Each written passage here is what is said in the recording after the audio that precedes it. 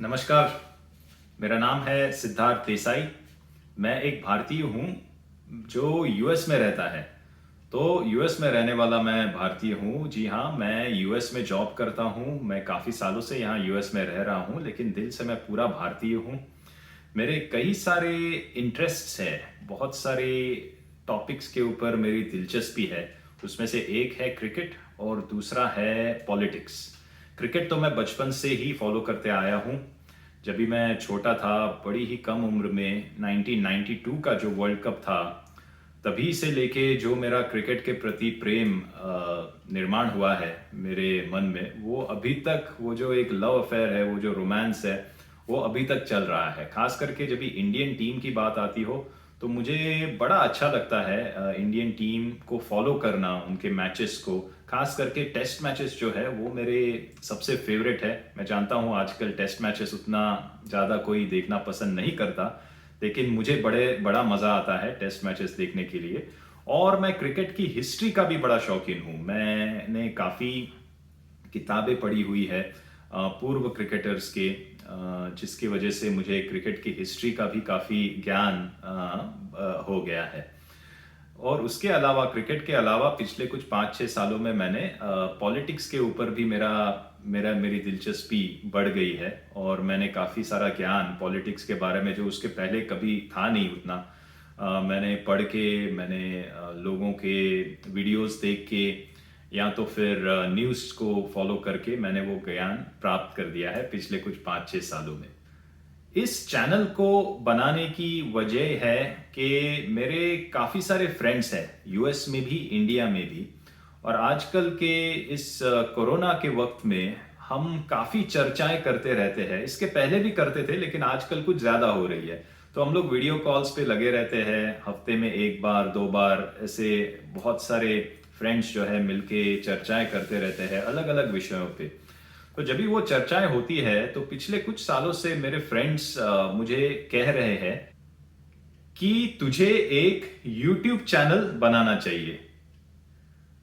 मेरे फ्रेंड्स मुझे कह रहे हैं कि तुझे एक YouTube चैनल बनाना चाहिए ताकि तू अपने ख्याल पूरी दुनिया के सामने रख सके। तो मैं तो पहले मुझे लगा कि ये मेरी टांग खींच रहे थे, लेकिन फिर उन्होंने बोला कि नहीं, तेरे ख्याल जो है हमें तो बड़ा अच्छा लगता है तेरी बातें सुन के। तो हमें ये लगता है कि तू अगर ये तेरे ख्याल दुनिया के सामने रखेगा तो लोग भी इसे एंजॉय करेंगे। तो इसी इंटेंट से मैंने आज ये यूट्यूब चैनल यहाँ पे लॉन्च किया हुआ है। यूट्यूब चैनल का नाम है सिंपली भारत। तो आज का पहला टॉपिक, पहले वीडियो का मेरा पहला टॉपिक है इंडिया वर्सेस ऑस्ट्रेलिया की टेस्ट सीरीज का पहला टेस्ट मैच, जो एडिलेड में अभी अभी खत्म हुआ है। इंडिया हार गया है 2.5 डेज के अंदर। 2.5 दिनों के अंदर इंडिया ये टेस्ट मैच हार गया है। हालांकि इंडिया ने इस टेस्ट मैच को 2 दिन डोमिनेट किया था। 2 दिन डोमिनेट करने के बावजूद तीसरे दिन 1 घंटे के अंदर ऐसा एक हादसा हो गया जिसके वजह से पूरा पासा पलट गया। 2 दिनों की मेहनत पूरी पानी में चली गई और इंडिया ये टेस्ट मैच हार गया। तो ऐसा क्या हुआ? 36 ऑल आउट, 36 रनों पे इंडिया की सेकेंड इनिंग्स की पूरी पारी पलट गई। ये इंडिया का लोएस्ट एवर टेस्ट स्कोर है। जी हाँ, in the history the lowest ever test score. इसके पहले जो लोएस्ट टेस्ट स्कोर था वो 42 नॉट आउट था 1974 में। आप अंदाजा लगा सकते हैं कितने साल हो गए। 1974, जिस वक्त सुनील गावस्कर को डेब्यू करके सिर्फ 3 साल हुए थे और अजीत वाडेकर उस टीम के कप्तान थे। तो ऐसी घटनाएं जो है वो अक्सर घटती नहीं है। काफी अरसों के बाद, 50 सालों के बाद ऐसी घटनाएं कभी एक बार घटती है। तो इसीलिए लोगों का जो गुस्सा है, लोगों की जो नाराजगी है इसके ऊपर, वो तो बड़ी ही स्वाभाविक है। क्योंकि देखिए, ये इंडियन टीम जो है वो एक सुपरस्टार्स वाली टीम है। यहाँ पे क्रिकेटर्स जो है उनको हम भगवान के जैसे मानते हैं। वो, उनकी कमाई भी उतनी होती है। तो इसीलिए लोगों का गुस्सा जो है वो बिल्कुल ही स्वाभाविक है इसके ऊपर। ऐसा क्या हुआ कि 36 रनों पे पूरी पारी सिमट गई इंडिया की। देखिए, ऐसी बातें जो है वो अक्सर स्किल्स की वजह से नहीं होती है। वो इसलिए नहीं हुआ कि उन्हें बैटिंग करना ही नहीं आता, उन्हें पता नहीं है कि ऐसी गेंदबाजी को कैसे खेलना है। लेकिन एक मेंटल चैलेंज, मेंटल ब्लॉक जो होता है ना, मुझे लगता है एक मेंटल ब्लॉक की वजह से इंडिया की ये हालत हो गई। क्योंकि मैं जब भी मैच देख रहा था, मुझे ऐसा लग रहा था कि सभी के सभी जो बैट्समैन है वो आ रहे थे और एक डर के साथ खेल रहे थे। उन्हें आउट होने का एक डर लगा हुआ था। हर बॉल पे उन्हें ऐसे लग रहा था कि मैं आउट हो जाऊंगा। और फिर वो एक डिफेंसिव मोड में चले गए। बिल्कुल वो हर बॉल को डिफेंड कर रहे थे, बिल्कुल ही रन्स नहीं हो रहे थे। और जब ऐसा आप करते हो तभी आप अपोजिशन टीम के जो बॉलर्स है उनको आप चांस दे देते हो, उनको आप अलाउ करते हो अच्छी बॉलिंग करने के लिए। जी हाँ, सभी लोगों ने कहा है कि ऑस्ट्रेलियन गेंदबाजों ने बहुत अच्छी बॉलिंग की। बिल्कुल मैं मानता हूं उन्होंने अच्छी बॉलिंग की है, लेकिन ऐसी कोई exceptional out of the world bowling तो नहीं की है। जी हाँ, वो भी एक इंटरनेशनल बॉलर्स है तो वो बिल्कुल अच्छी बॉलिंग करेंगे ही, उनका तो काम है अच्छा बॉलिंग करना। लेकिन as batsman, as international batsman of the number one test playing team, sorry number one शायद ऑस्ट्रेलिया है, पता नहीं, among the top two test playing teams के जो बैट्समैन आते हैं, उनके पास भी ऐसी टेक्निक होनी चाहिए कि आप अच्छे से अच्छे बॉलर्स को खेल पाए। लेकिन अनफॉर्चुनेटली इंडिया के साथ वो दिखा नहीं। एक तो काफी बैट्समैनों के टेक्निक में थोड़ा बहुत प्रॉब्लम दिखा, और दूसरा टेम्परामेंट और जो एक मेंटल मेकअप था, एक मेंटल ब्लॉक जैसा बन गया था। जो एक डर की बात कर रहे थे, जैसे लोग आउट हो रहे थे, ऐसा लग रहा था स्किल्स के ज्यादा ये डर डर के खेलने की वजह से आउट हो रहे हैं। और बैटिंग के अलावा और भी काफी सारी ऐसी बातें हुई इस टेस्ट मैच में, जैसे कि ड्रॉप्ड कैचेस। पहले इनिंग्स में 111 पे 7 आउट हो गए थे ऑस्ट्रेलिया के, और उस वक्त टिम पेन ने आपको एक कैच दे दिया, सिंपल कैच। मयंक अग्रवाल के हाथों में आ रहा था ऐसा कैच, लेकिन मयंक अग्रवाल ने उस कैच को छोड़ दिया। उसका नतीजा क्या हुआ कि आखिर के जो 3 विकेट्स थे उनके साथ बैटिंग करके टिम पेन ने और 80 रन जोड़ दिए। तो आपकी लीड जो फर्स्ट इनिंग्स में 100 से ज्यादा हो सकती थी, वो सिमट कर सिर्फ 50 रन की रह गई। और तीसरी जो एक समस्या इंडिया की है वो टेल एंडर्स की है। हमेशा आप टॉप ऑर्डर को अच्छे से बॉल करके आउट कर देते हो, लेकिन टेल एंडर्स आपको हमेशा सता देते हैं। यहां पे भी टेल एंडर्स ने मिला के 80 रन बना दिए, और ऐसा बहुत बार पहले हो चुका है। मुझे याद है इंग्लैंड में एक बार हुआ था, डेब्यूटेंट जो सैम करन थे और क्रिस वोक्स ने तो सेंचुरी बना दी थी आपके खिलाफ। तो ऐसे कई सारे हादसे हुए हैं कि आपके टेल एंडर्स जो है वो आपको हमेशा सता रहे हैं। और ये आज की बात नहीं है, ये पहले भी बहुत ऐसे होता था। मुझे याद है 90s में भी काफी सारे ऐसे वाकया हुए हैं, जब भी आपके बॉलरों ने टॉप ऑर्डर को आउट किया है, लेकिन बॉटम ऑर्डर जो है, लोअर ऑर्डर जो है, उन्होंने आपको बहुत सताया है और वो आपको बहुत भारी भी पड़ा है। आप काफी मैचेस हार चुके हो उसके वजह से। तो ये कुछ वजह है। तो अभी देखिए इसका अभी कर क्या सकते हैं, इससे अभी आगे क्या जाए। सबसे पहले तो जब भी आप किसी भी खिलाड़ी को टीम में सिलेक्ट करते हो, तो आपको उसका टैलेंट, टेक्निक और टेम्परामेंट देखना पड़ता है। वो आपकी एक नजर होनी चाहिए, वो सिलेक्टर्स की नजर होनी चाहिए, टीम मैनेजमेंट की नजर होनी चाहिए कि सिलेक्ट करते वक्त ऐसे प्लेयरों को सिलेक्ट करे जिनके पास ये 3 T's, जिसको मैं कहता हूं, टैलेंट, टेक्निक और टेम्परामेंट, ये 3 T's होना बहुत जरूरी है। तो क्या आपके सारे के सारे जो प्लेयर्स है उनके पास, क्या आप मानेंगे कि ये 3 T's है? Do they have the talent? क्या उनके पास वो टेक्निक है यहाँ पे सरवाइव करने के लिए? और सबसे ज्यादा क्या उनके पास टेम्परामेंट है टेस्ट मैच लेवल पे सक्सेसफुल होने के लिए? मैं आप ही से ये जानना चाहूंगा। आप जाइए, पूरे टीम के प्लेयर्स को देखिए और आप मुझे बताइए कितने ऐसे प्लेयर्स आपको दिखते हैं जिनमें ये तीनों टीज मौजूद है। तो ये बात हुई सिलेक्शन की। और उसके बाद जो है आपको टीम बनानी पड़ती है। एक बार आपने जाके टीम सिलेक्ट कर दी, आपको लगा कि हाँ ये मेरी टीम है, इनके पास टैलेंट है, टेक्निक है, टेम्परामेंट है, उसके बाद टीम को बिल्ड करना पड़ता है। आपको बिल्ड करने का मतलब क्या है कि आपको उनको मौके देने पड़ते हैं, आपको वो ट्रस्ट दिखाना पड़ता है। अगर 2 मैचेस में अगर वो फेल हो गए, तो जिस वजह से आपने उनको चुना है उस वजह पे आपको ट्रस्ट करना पड़ता है और उन्हें एक लंबी रन देनी पड़ती है ताकि उनको कॉन्फिडेंस मिले, उनमें इनसिक्योरिटी ना आ जाए। देखिए, हम सौरव गांगुली को बहुत ही अच्छा कप्तान मानते हैं। उसकी वजह यही है कि उन्होंने टीम बनाई थी। आप देखिए, इंडिया की जो टेस्ट 11 है, अगर आप इंडिया की ऑल टाइम टेस्ट 11 अगर बनाओगे तो उसमें से 7 से 8 खिलाड़ी मुझे लगता है कि वो वाली जो टीम थी, जो साल 2000 से लेके 2011 तक, वो जो एक पूरा दशक था, उस दशक में जो टीम खेली थी, उनमें से ज्यादातर खिलाड़ी तो आपके उन्हीं टीम में से आएंगे। तो ये एक बहुत बड़ी वजह है और हम इसीलिए सौरव गांगुली को बहुत बड़ा कप्तान मानते हैं, क्योंकि उन्होंने कॉन्फिडेंस देके उन प्लेयर्स को बनाया। इस टीम की जब बात आती है तो आप ये देखते हैं कि इस टीम की जो बॉलिंग लाइनअप है वो काफी अच्छे से सेट हो गई है। आपके पास बॉलर्स तो काफी अच्छा है और उसके लिए आपको विराट कोहली को क्रेडिट देना पड़ेगा, क्योंकि उनका जो विजन है वो बॉलर फ्रेंडली है। उनको बॉलर्स अच्छे लगते हैं और उसके वजह से आप देखते हैं जो उन्होंने ग्रूम किया है इन बॉलर्स को, जैसे उन्होंने कॉन्फिडेंस दिया है, उसके वजह से आज आपके पास वेल्थ है बॉलर्स की।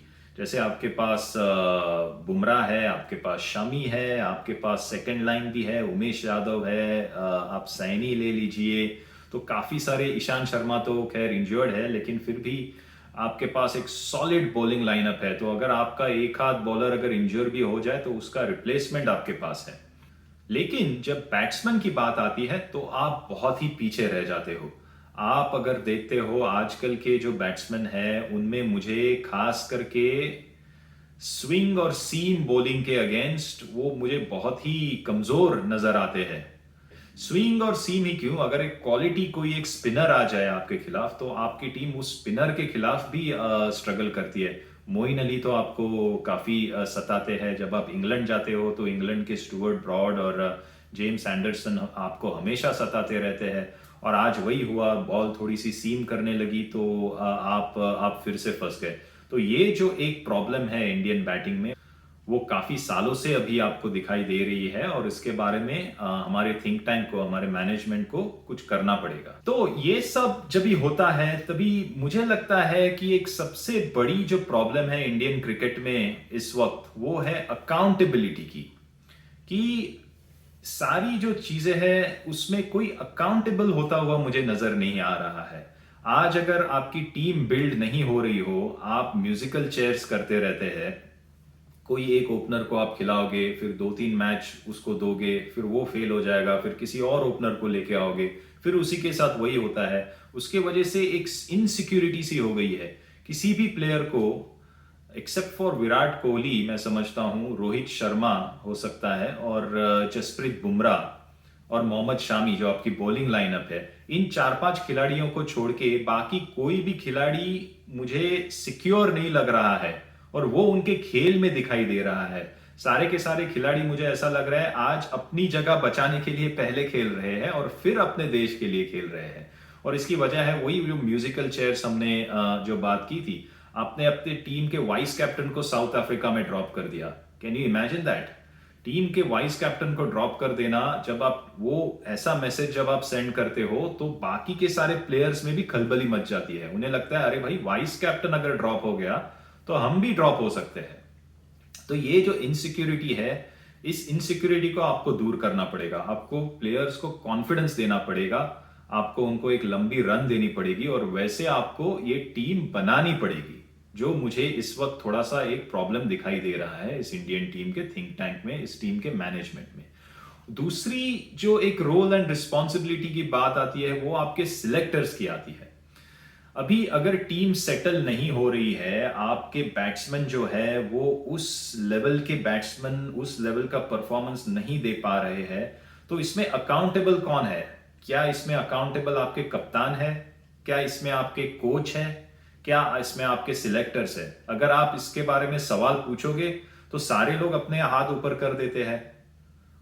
देखिए, अकाउंटेबिलिटी बहुत ही इंपॉर्टेंट है, बहुत जरूरी है। फिलहाल मुझे ऐसे लग रहा है कि किसी भी एक्ट के लिए, किसी भी आउटकम के लिए कोई भी अकाउंटेबिलिटी लेने के लिए तैयार नहीं है।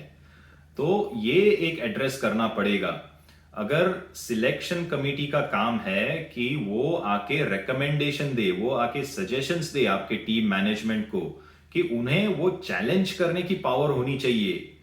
कि टीम मैनेजमेंट अगर किसी प्लेयर के बारे में पूछे कि हमें यही प्लेयर चाहिए या हमें ये प्लेयर नहीं चाहिए, तो सिलेक्टर्स के पास वो पावर होनी चाहिए वहां पे जाके उनको बताने की कि क्यों उन्होंने एक सिलेक्ट किया है प्लेयर या क्यों वो किसी एक प्लेयर को ड्रॉप कर रहे हैं, और उन्हें कन्विंस करने की एक डिस्कशन होना चाहिए। फिलहाल लग रहा है कि एक वन वे ट्रैफिक है, सिलेक्शन कमेटी बस नाम के लिए है और टीम मैनेजमेंट जिस प्लेयर को सिलेक्ट करना चाहती है वो उन्हें मिल जाता है, लेकिन ये अच्छी बात नहीं है।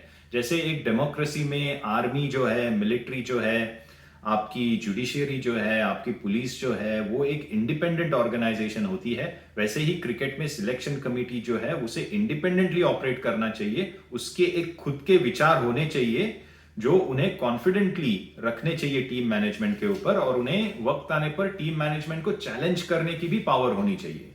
तो ये मेरे ख्याल से कुछ चीजें हैं जो इस वक्त मुझे इंडियन टीम में थोड़ी इन चीजों की कमी नजर आ रही है। लेकिन अब जाते हैं उस विषय पर जो फिलहाल शॉर्ट टर्म में बहुत इंपॉर्टेंट है। अगला टेस्ट मैच एमसीजी में होने वाला है 26 तारीख को, जो बॉक्सिंग डे होता है ऑस्ट्रेलिया में, बहुत बड़ा दिन होता है, तो तभी ये टेस्ट मैच होने वाला है। तो यहां से इंडियन टीम कहां जाएगी?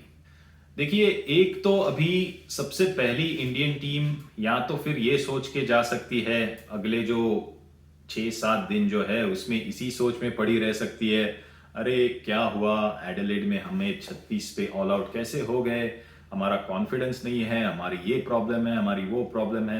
या तो फिर इंडियन टीम इन्हीं ख्यालों में डूबी रह सकती है, या तो फिर वो एक पॉजिटिव इंटेंट के साथ इसको पीछे छोड़ के, इजियर सेड देन डन, आसान नहीं है, लेकिन इसको पीछे छोड़ के वो पॉजिटिव्स के ऊपर फोकस कर सकते हैं। जो पॉजिटिव्स है वो है कि पहले 2 दिन में इंडिया ने डोमिनेट किया है, ये फैक्ट है। इंडिया ने ऑस्ट्रेलियन टीम को पहले दिन और दूसरे दिन बिल्कुल डोमिनेट किया है। बस तीसरे दिन एक सेशन में जो आपने खराब बल्लेबाजी की है वो एक बहुत बड़ा प्रॉब्लम है बाय द वे, लेकिन उसके वजह से आप ये मैच हार गए हो। ये सोच रख के चलना पड़ेगा कि ऑस्ट्रेलियन टीम जो है ये भी बीटेबल है, आप इन्हें हरा सकते हो। आपके गेंदबाजों ने इन्हें फर्स्ट इनिंग्स में आउट करके लीड भी ली हुई है। तो इस पॉजिटिविटी के साथ आपको एमसीजी को अप्रोच करना पड़ेगा कि ये ऑस्ट्रेलियन टीम बीटेबल है और हम उन्हें हरा सकते हैं। दूसरी बात है कि अजिंक्य रहाणे अभी कैप्टन बनेंगे, विराट कोहली तो नहीं है। विराट कोहली को तो इंडिया वापस आना पड़ा है, लेकिन अजिंक्य रहाणे के कैप्टनसी में ये मैं मानता हूं अजिंक्य रहाणे के लिए ये बहुत ही बड़ी अपॉर्चुनिटी है। देखिए, ये एक बहुत ही मुश्किल सिचुएशन है, लेकिन हर मुश्किल सिचुएशन में ना किसी के लिए एक अपॉर्चुनिटी होती है, और मैं मानता हूं कि ये अजिंक्य रहाणे के लिए एक बहुत बड़ी अपॉर्चुनिटी है। अगर वो उनको अपना नाम इंडियन क्रिकेट के इतिहास में सुनहरे शब्दों में लिखा जाने की अगर उनको ख्वाहिश है, तो ये उनकी अपॉर्चुनिटी है।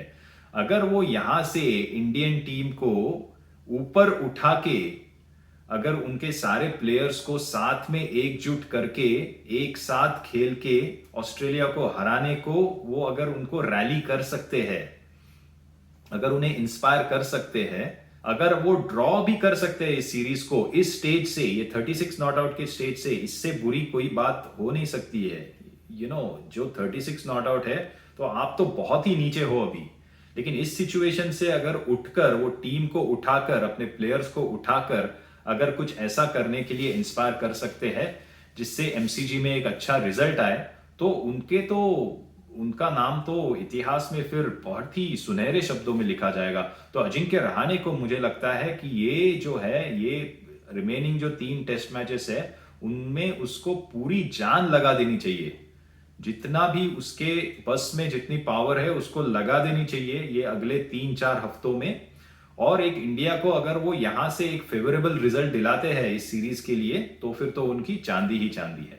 तो मुझे लगता है स्किल्स से ज्यादा इंडियन टीम को जो एक मेंटल ब्लॉक बन गया है ना, एक जो डर बैठा हुआ है अपने मन में, उस डर से उभरना पड़ेगा, उस डर से बाहर निकलना पड़ेगा।